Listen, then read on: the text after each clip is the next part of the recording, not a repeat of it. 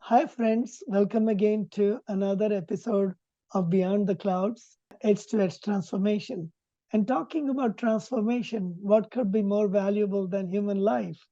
That's why I'm talking to my friend and mentor, Dr. Dinesh Patel, CEO of Protagonist. Dinesh, tell us about your journey from the times we knew each other to where you are today. You're doing some amazing work. Yeah, thanks, Shankar. It's always great to get reconnected, and we have known each other for decades, and you have had a journey of your own around the globes, if I can state correctly. And it's good to have you back in the valley and be here. Uh, uh, uh, with us. The first thing I would also say is like whenever somebody refers to me as a doctor, it reminds me that when our kids were growing up, they would always tell me, Dad, you are not a real doctor, you are just a PhD. And once on a plane, there was a medical emergency, and they would seriously look at me and say, you're not raising your hand pretending to be a doctor, okay, Dad? That kind of thing. But anyway, I just wanted to straighten out my educational qualifications. Hey, having a PhD in chemistry, it does wonderful things for you. It gives you career opportunities in the field of medical science, which is where I have landed, and I'm having the time of my life, innovating new drugs under the banner of Protagonist Therapeutics. And how about all those other companies that you're involved in? You have a long Yeah, history of these companies, and what kind of therapeutics did you work on before and now? as you can tell, I am from India. That's where I did my master's, and then landed in the US as a student all the way back in 1978. So I got my PhD at Rutgers, which is the State University of New Jersey. Did postdoc at Madison, Wisconsin. And then I started my career in 85 as a medicinal chemist at Bristol Myers Squibb. So good 7 years of big pharma experience. And then in 1993, moved to the San Francisco Bay Area to start working in biotech and worked at a company named Affimax. They pioneered the field of combinatorial chemistry, and Glaxo Wellcome recognized it. They acquired us for over $500 million. And so, Shankar, you have to realize, like, that was the time when, of course, I was very young, and with youth comes arrogance and ignorance, which is sometimes a good thing, right? So I was like, what? You can start a biotech company. Somebody can start a biotech company and it gets acquired for $500 million. This is easy. I should be able to do it. So I step out along with my boss at that time. We start a company named Versacor with $5 million from a single investor. And to just make it short and sweet, we started in 96 with 5 million, took the company public in 2000 at a pre-money of like 250 million plus. And then in 2005, Pfizer acquired us for $1.9 billion. And there are two drugs on the market. So that basically, gave me a great opportunity to kind of understand not just science, but the combination of science with business and finance. And the next step after that was I started not just founding a company, but also taking on a CEO role. So that is where we did another company, Mekana Therapeutics. And that was a short and sweet play. Investors had put in 9 million. We were able to give them an exit for 42 million in 45 million in like 2.5 years, that sort of thing. And that is where my co-founder actually was a incredibly well-known name, Professor Tech Mack, who was in Toronto, potential Nobel laureate, in my opinion. And that also gave me this cross-continental experience, if you look at it that way, saying, hey, how do you run operations outside of the US? Because half of my employees were in Toronto, half of them were over here in the US. After that, now then, as they say, you are in the circuit. So then the investors or the VCs will approach you to run companies. And the next company was Arrête Therapeutics. But this is a great example of where we had outstanding investors. We had so much money that we would refuse investment from other investors. And the scientific founder was Professor Bruce Hammack from UC Davis, very bright individual. And without getting into the details, though, at the end of the day, that whole company and the idea went sideways. And what I mean by that is, like, we were working on only one particular idea, one particular biological target, one particular asset. So this is where the investors wanted us to be so focused, saying, do this one thing and it's a binary outcome. So I moved out after a few years because drug discovery, drug development is a very, very challenging business. It's like failure is almost guaranteed, right?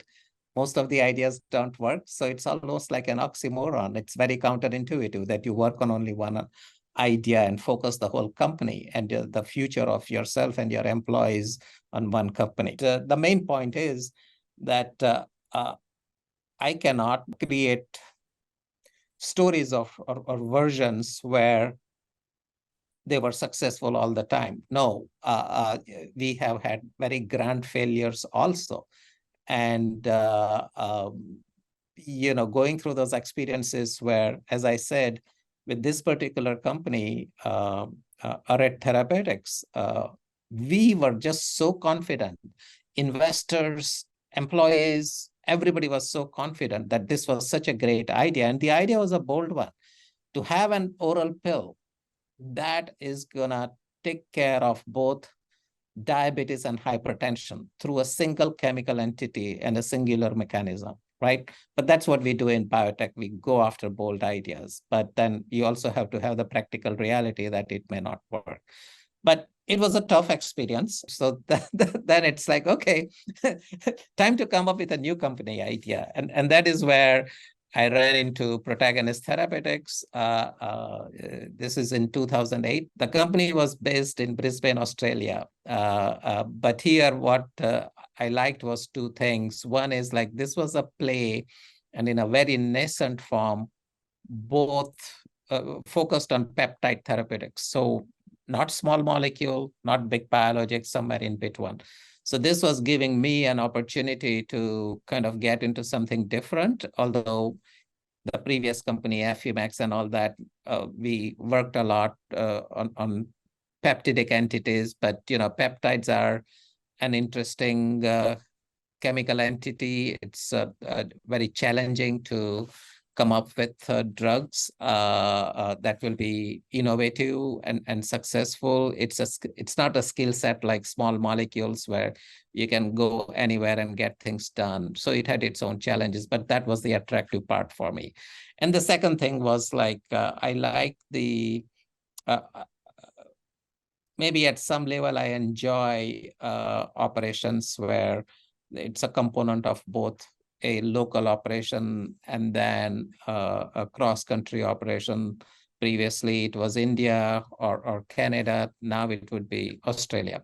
So that's how we started in 2008. And the whole setup was like, okay, I'm the CEO, but I'm the only employee in the US. And I have like 15 people in Brisbane, Australia. So my day would start at 2-3 p.m. or something like that, where it will be next day morning in Australia. And I still remember, you must have heard of this guy, Luke Timmerman. He's a great reporter. When he interviewed me, the next day he writes an article, says, Dinesh Patel goes to work very late in the day, and but then he explains it saying, okay, this is because his company is in Australia, so his day starts at 2 p.m.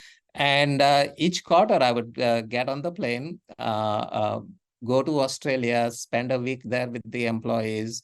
And then the technology platform, these technology platforms, they look always very promising and interesting. But it's like when you look close enough, you realize that, oh my God, there is almost nothing here, and we just have to reincarnate the whole thing. So we had to kind of hit a reset button, go through some very tough phases, and figure out a way forward. And what happened is the initial investment was small by 2 Australian VCs and 1 US VC, Lilly Ventures, the investment arm of Eli Lilly. But then the challenge was on us to find the next level of funding. And there was a time when we only had, I believe, only $200,000-300,000 in the bank. And now, of course, before that, we had started efforts to come up with research collaborations. So the whole idea was, okay, you got some initial funding. Now you have to figure out a way to structure a collaboration that will bring revenue into the company, and it also will validate the technology platform, right? So fortunately, we were able to do that with Ironwood Pharmaceuticals in Boston. And we got our first $2.5 million check. And that was like the reincarnation story for the company. But to give you an idea, in those days, our annual budget would be like $4 million a year. And I think last year, our annual budget was $120 million. So things have changed over the decade. But what we did is like we used this first collaboration as a springboard, where we developed assets for our partner, and we started cultivating our own discovery programs as well. And after that, we started eyeing partnerships with big pharma. So that is when we ran into Johnson & Johnson, and one thing led to the other. And they liked the things we were doing, especially in the field of oral peptides. And we wanted to do something together. They worked out a mechanism. They sent us to the investment arm of Johnson & Johnson, which is JJDC, and they led our Series B round of financing. And after that, I think we slowly, steadily started building the company. And fortunately, it has kept moving in the right direction. But this also reminds me, the Series B event, I want to highlight one particular individual. So, we were very frugal. We have always been very frugal. And we wanted to get a lot done. So the trick of the trade then was like, hey, can you hire people as consultants, part-timers, that kind of thing, see if it works out or not.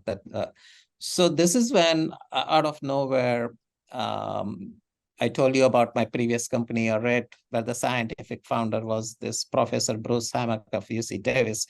He sends me an email saying, hey, I have ran into this guy, David Liu. He's a wonderful individual. You will like meeting with him. Why don't you talk to him? So I said, fine, I'll meet with him for 20 minutes, whatever. And David, you see his picture in the back of the frame. Very accomplished individual, a brilliant scientist, Harvard medical professor, who then joins biotech, headed up R&D at companies like Cyoes and Fibrogen, just amazingly accomplished individual and a very warm personality. So he and I met, and our 20-minute meeting goes over 2 hours, and so of course we hit it off. And I said, David, let's do the following. I'm in the middle of doing a Series B raise. why don't you join me as a consultant? And then in a few months, we'll find out whether we like to work with each other or not, and whether we have the money to support you or not. He said, yeah, that's a deal. So that's how I ran into David. And then one thing leads to the other. We get our Series B financing. And David, I mean, I cannot speak enough about his brilliance and his dedication to work and his warm personality and all that kind of stuff. But I just wanted to mention this thing. Every Friday, even though he was a consultant, he will bring Krispy Kreme donuts for all the employees. And we were just, enjoying that and David's company so much. So now we successfully did the Series B financing, and then David became an employee. So now comes Friday, and the big question is he going to bring donuts or not now? But David is a gentleman, so he kept on bringing the donuts. So that was great, things like that. But those are the kind of fond memories we have of David. And the reason I say fond memories is because, unfortunately, and very sadly, David passed away a few weeks ago. So, this whole description of this event, this episode is in his recognition. Just a great individual. The whole journey I and all the other Protagonist employees we have had with David was of such nature that when we think of David, we don't feel sad. It just brings a smile on our face instead, because there are so many great memories that we have about him. He's gone, but not forgotten at all, and remembered not with sadness, but with, lot of joy and happiness. Continuing with Protagonist, and as I said, the one thing I hadn't liked about my previous company was just focusing on one asset, one target, right? I said, no, that doesn't work. So with Protagonist, it was different. It's a very innovative technology platform around peptidic drugs. And it's like, so you can apply to anything and everything. But, in the stock market, you can invest in any of the 5,000 stocks, right? But you want to invest wisely in a few. So the genius is also in figuring out which are the projects you want to work on. So what we decided to do was we decided to take like a biphasic approach. At one end, we said, we will come up with peptides where small molecules or biologics cannot do a good job. So peptides will have a very unique opportunity, and we will apply it to the rare diseases so that that is something that even a small biotech company can aspire to continue to do on its own, develop the drug, and eventually, ultimately, even commercialize the drug. So that is where we came up with this drug rusfertide. It's a mimetic of the natural hormone hepcidin in your body, whose job is to control iron levels. And if there is an imbalance, then there are blood disorder diseases like polycythemia vera is what we are working on. So Shankar, these patients, they make too many red blood cells. So as you can imagine, then they will have clotting issues and, stroke and those kind of things. So this is a wonderful medicine. It's a mimetic of a hormone. We are in a phase 3 study. We own the asset completely on our own, and it's fully owned by us. And that's in the phase 2 data is just outstanding. Most of us feel like we have never seen such an efficacious drug in our careers. So it's like we are feeling very confident, very passionate, and very committed. On the other hand, what we also did is like, now let's work on drugs which will fall in the blockbuster category.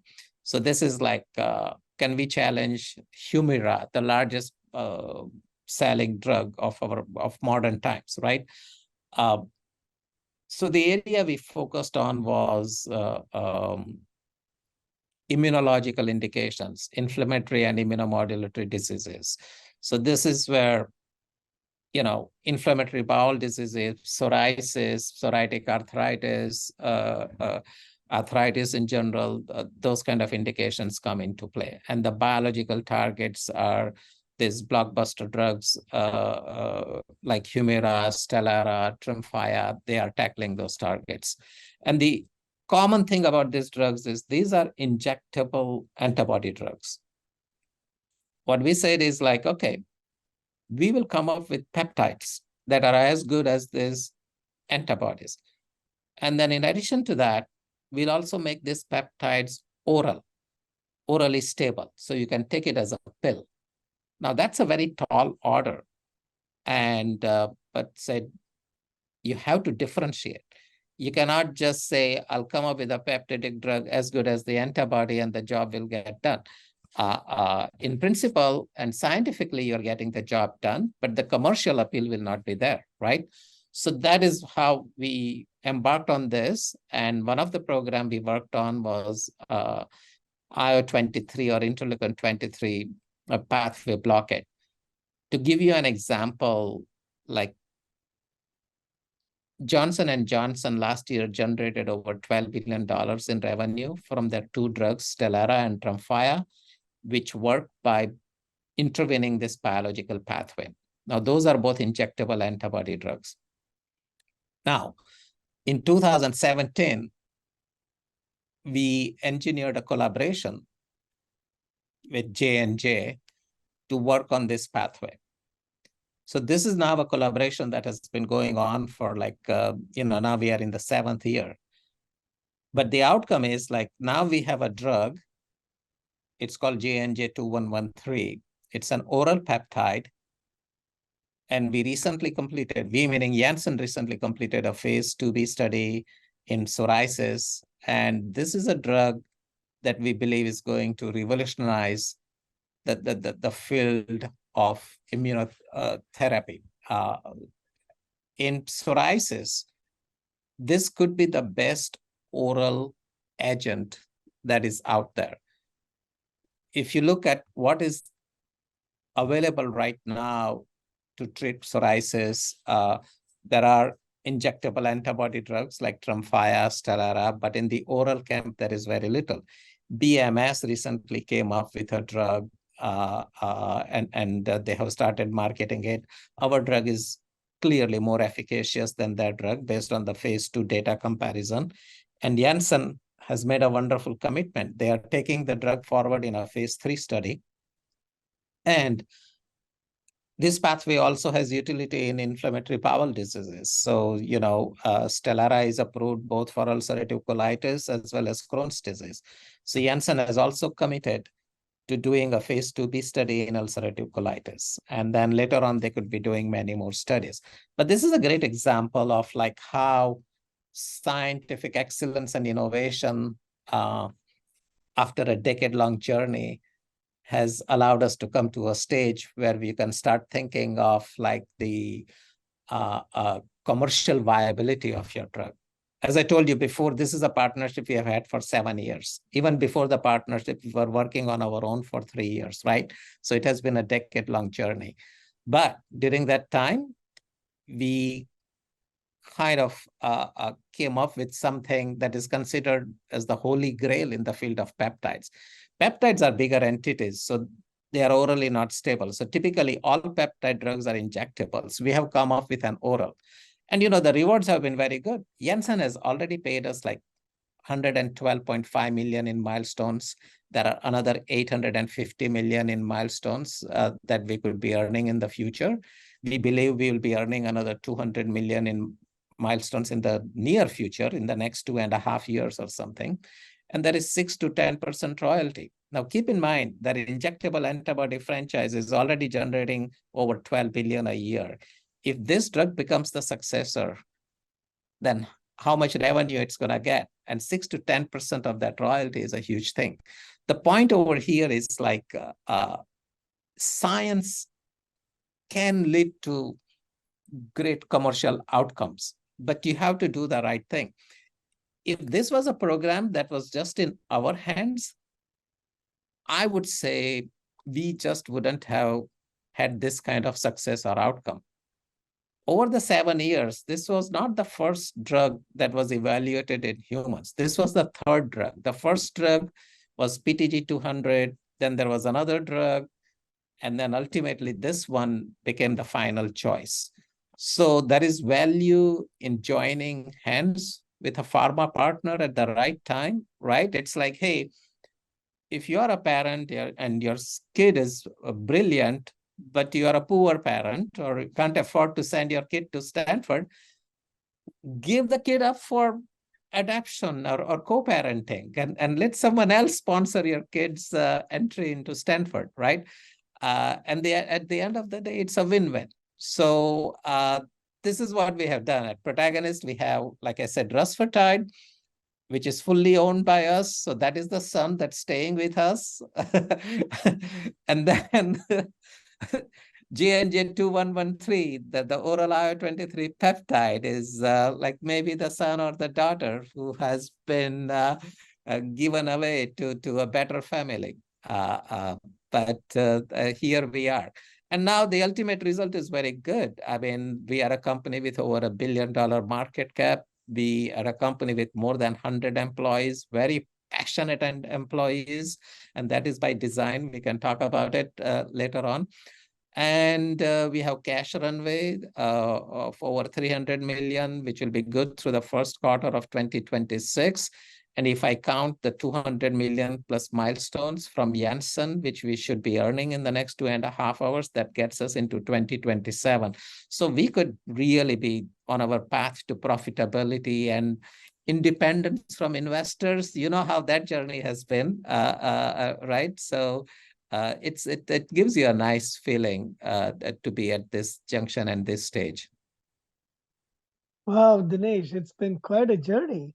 And you mentioned early on that is the combination of science and business and finance that got you here. But I'm noticing that there's a big human component as well, caring for people and all that. Can you get into that a little bit? Whether it is caring for your employees and recruiting a really passionate team, or caring for your customers and vendors, how important are your human skills, or personal and social skills?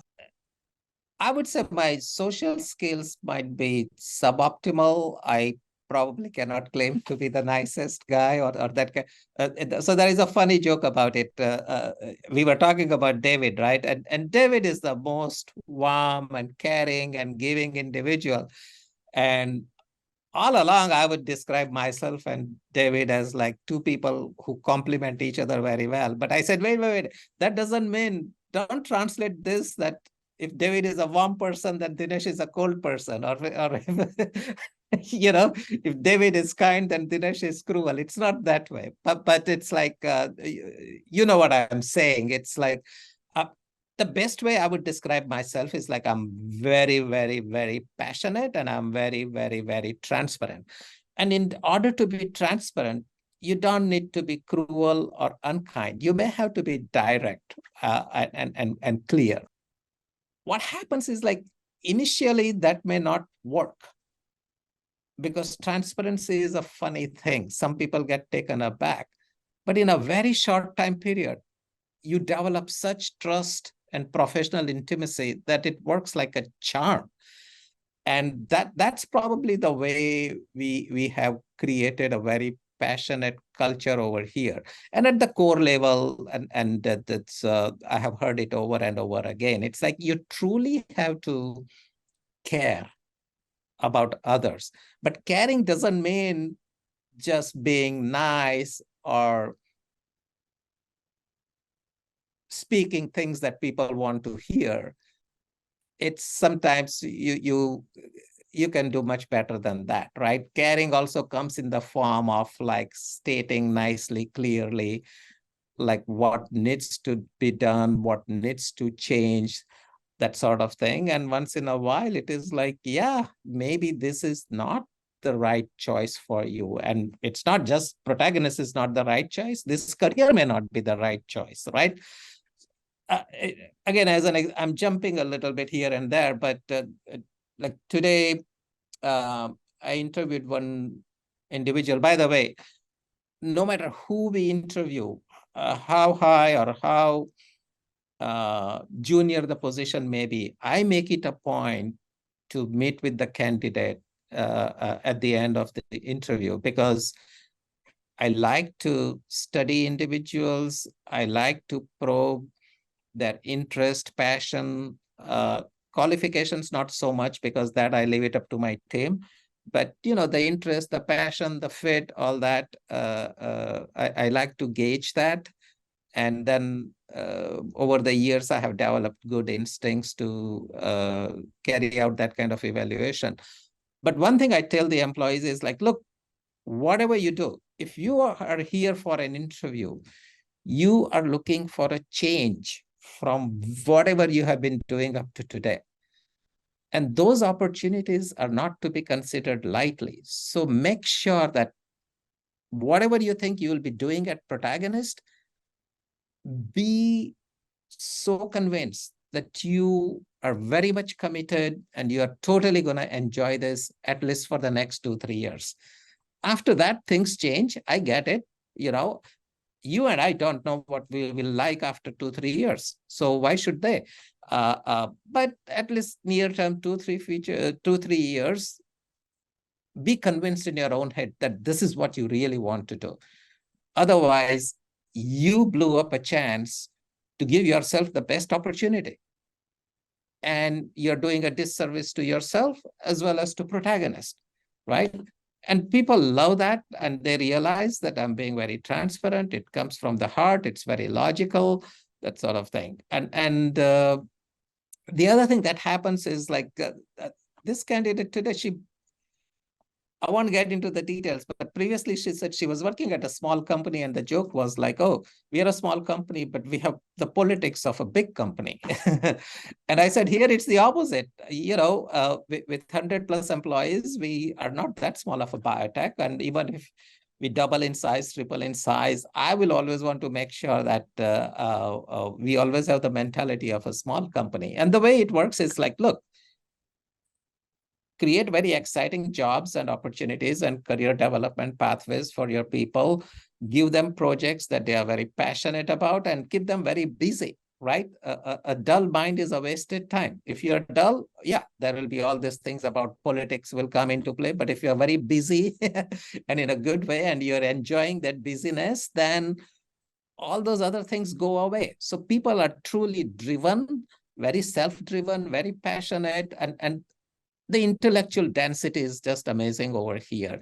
But we are also cherry picking employees, right? I mean, it's like over a decade, we have grown from 6 employees to now 120 employees or something like that. And there is a constant reevaluation and reassessment. And, a lot of times people will not grow as the company grows. And then it's like, hey, so-and-so was a superstar 2 years ago, but now the fit is not there, right? So then you just have to accept that, and acceptance has to be both ways. And you figure out a solution and bring in the next level of talent that matches with the current status of the company and the future aspirations of the company. And for Protagonists, from a discovery shop to a preclinical shop to clinical development and now eyeing towards commercialization, those are a lot of changes, right? So the only way it works is like that you are very transparent. You're also very proactive, meaning always thinking ahead of what lies ahead over the next 2 years, and then proactively preparing yourself, your employees, and the new hires so that everything is in sync and aligned towards whatever you think what lies in the future for the company. Dinesh, in your career, you could have cruised around at any stage. I mean, from Affyvax to Glaxo Wellcome, Versicor also had a great IPO, and I think I believe it got acquired as well. But what kept you going from startup to startup, from success or no success? You kept doing new startups.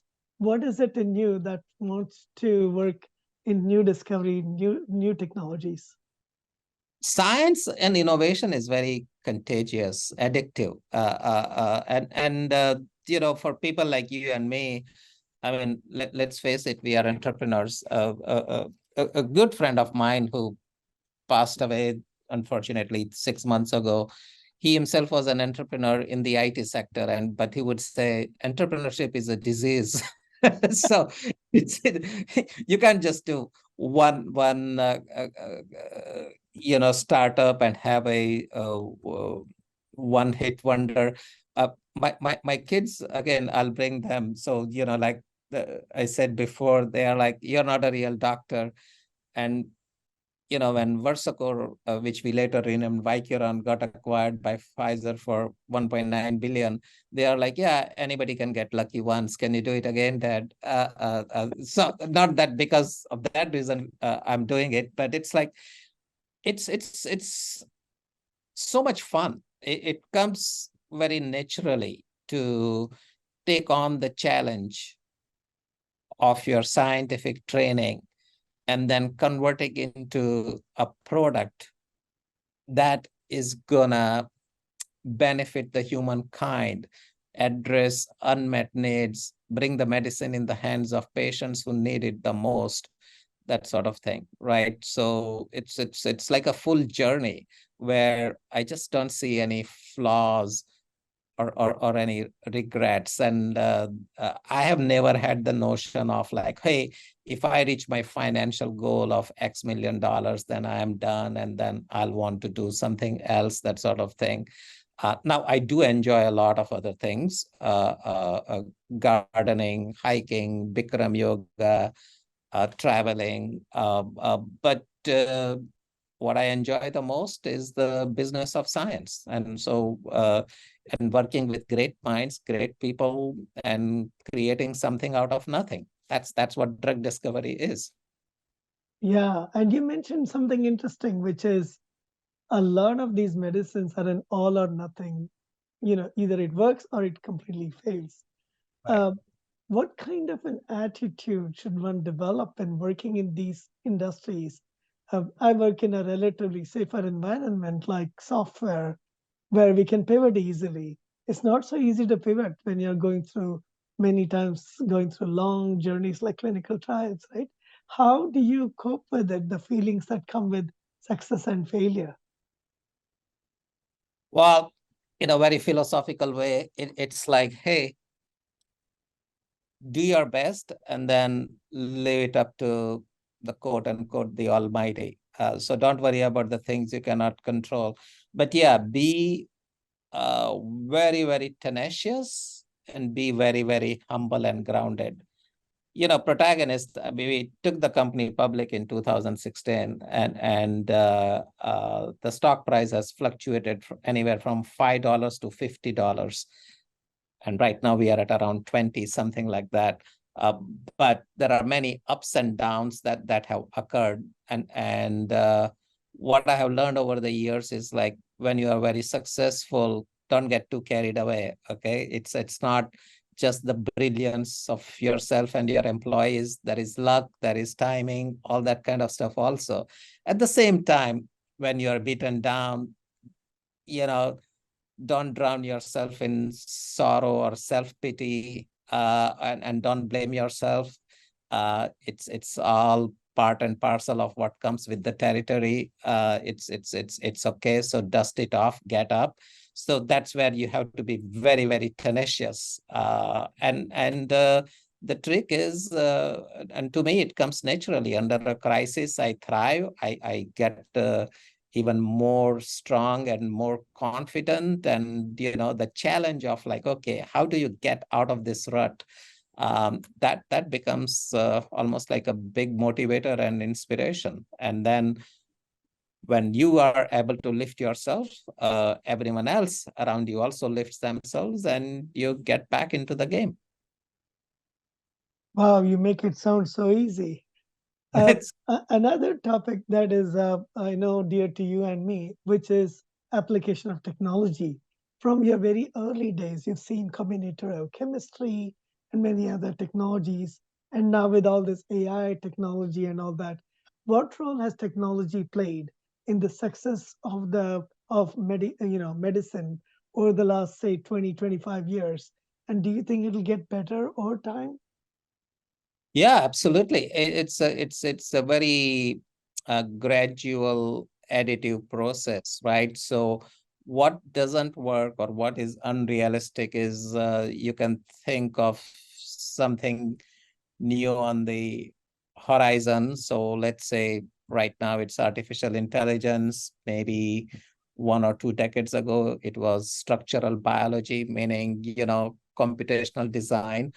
Nothing is gonna be like a instant and perfect solution. It has to be integrated into the other techniques and technology that are in existence, right? And of course, you have to embrace it and make it more efficient. But, I told you we are a peptide technology platform company, and in very general terms, let me share with you what it is so you will get an idea of how we are integrating different tools. So what we do is like Mother Nature is full of peptides. If you look at the chemical constituent of all living species, right? So the snake venom, it has different peptides in it. So Mother Nature, it has created this whole mechanism of peptides as defense mechanisms, and whether it is in rats and reptiles and a fish or a zebra or human beings, they are existence in nature. But so what that also means is nature has taken its own time of hundreds of thousands of years to make them perfect.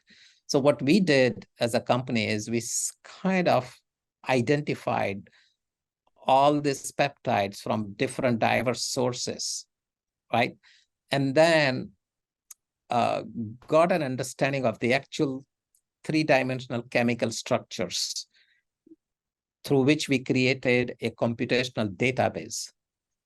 So these structures now represent the complete chemical diversity that nature created over hundreds of thousands of years. And that shows you the power of computational science right there, right? So now when we come across a new biological target, the first activity is on a computer screen. Our computational scientist will try to match the target of interest with this library of 5,000 scaffold structures we have on the computer. So that's one example of the computational science as a starting point. Out of those 5,000, let's say we selected 3. Now what we do is now we go into a biology lab, and there is a technique called phage library. So what you do over there is on a bacteria, you make analogs of that original scaffold. And now the analogging is in the orders of hundreds of millions of peptides. So you have gone from the precision of computational science to the randomness that you can create in a biological system, right? And then when you pan those phage libraries, you get new hits, very novel hits in a de novo fashion against the biological target of interest. And then you do your customary medicinal peptidomimetic chemistry and engineer oral stability and come up with the drug. So yeah, it is you have to keep an eye and understanding towards whatever modern technological tools that are emerging. But don't look at it as if it's going to overnight solve everything, provide a magical solution. It's about the integration of these tools. So AI, it will be interesting to see what role it plays down the road, how it is integrated. There will be a lot of claims made. We will just have to see how all that, and that's okay. It comes with the territory. But my eye will be towards how do I integrate it into whatever other expertise the company has and see if more synergy and more efficiency could be created by integration of this kind of tools. We have so many of these difficult to cure diseases in other parts of the world. And COVID came out of nowhere to the Western world. Do you see that these kinds of pandemics can be prevented over time by maybe doing things internationally? That's an excellent point. So many unaddressed diseases in different parts of the world, developing nations, things like that. A few months ago, there was a delegation from India, some high government official, very, very smart individual, and with good level of authority. And the whole panel was around how could the Indian origin talent pool in the Bay Area contribute to the developments in India in the pharmaceutical sector, life science sector, that sort of thing. So one interesting thing I found out was, like, in India, there is no such thing as orphan drug development. So as you know, orphan drug development is about finding drugs for rare diseases. In the US, the definition is if there are less than 200,000 patients in the US that are affected by a disease, that's a rare disease. The population is 300 million, so it's 200,000 patients is a very low number. And pharma or biotech companies are not going to work on it unless they have some special incentive. So the government has created this Orphan Drug Act. So you get very specialized and more expedited FDA review. You can charge higher prices for this rare disease drugs. So there are clear incentives, and that's why companies work on rare diseases. And Protagonist can use its own example. Rusfertide is being evaluated in polycythemia vera. There are about 100,000 patients in the US, and there is a drug out there from Insight that is treating a few thousand patients, and they are able to charge $170,000 per year per patient. But that's how you can afford to discover those kind of drugs, right? This is not like a diabetes drug that will be used by 50 million people, that sort of thing. So in India, they haven't come up with this concept of how to address rare diseases. So they'll have to create new incentives and that sort of thing. But those are the kind of things where I believe that the intelligent and experienced minds from the US can, interact in a very selfless manner and provide some guidance and opinion to whether it is the Indian government or the Indian pharmaceutical industry, whatever it may be. But new mechanisms will have to be created, new structures will have to be created to address the unmet needs of the millions of people in developing nations. I mean, rare diseases are not just going to be existent in developed nations. They are everywhere. It's just that they are being ignored right now. When it comes to career choices, not many people know where to go these days because there's so much confusion in the market, right? There are so many opportunities. At the same time, many traditional opportunities are going away. What do you recommend that people do, whether it's young people or people going through transition, if they wanted to work in, say, in the pharmaceutical, biotechnology, or the kind of companies like Protagonist? How should they create a career path that'll help them be successful? I may be oversimplifying it, but one does need to figure out what is it that comes to them naturally, so that without even trying, they will be doing an above average job. They'll be very enthusiastic. Even at the end of the day, they'll be willing to get back to work the very next day. Those are the most important attributes. And then whether you start at Protagonist at the junior most level or somewhere else, it almost doesn't matter. If you will have those attributes that I just talked about, you will get noticed. And when you get noticed, you will be offered opportunities that are better than wherever you started. So where you start becomes less important. It's like, you have to also pay attention to where you may end up, right? And so use a starting point that allows you to play out your strengths and then work upwards from there. When a new employee, we make a job offer, whatever, and sometimes they try too hard to optimize the offer. So I tell them, you realize that this is just a starting point. It's not going to make much difference 3 years from now where you started, because it will really depend on, in terms of the starting point, we are offering above average. So don't worry too much about over optimizing this thing. Start at a good junction, which is fair, and then your performance is going to dictate whether you are going to get a higher compensation or a lower one, right? And that will have nothing to do with what you negotiated when you started out. So don't overdo the starting point. The starting point is a starting point. It's not the end. Just get going with it and then work upwards. Dinesh, besides being a successful serial entrepreneur, you've also supported the journey of many, many entrepreneurs, including me in the past. How do you go about selecting either the individuals or teams which you invest your time or money as an advisor or as an investor? What are your criteria for selecting the right people? Zero criteria, in the sense that anybody can approach me, talk to me, that sort of thing.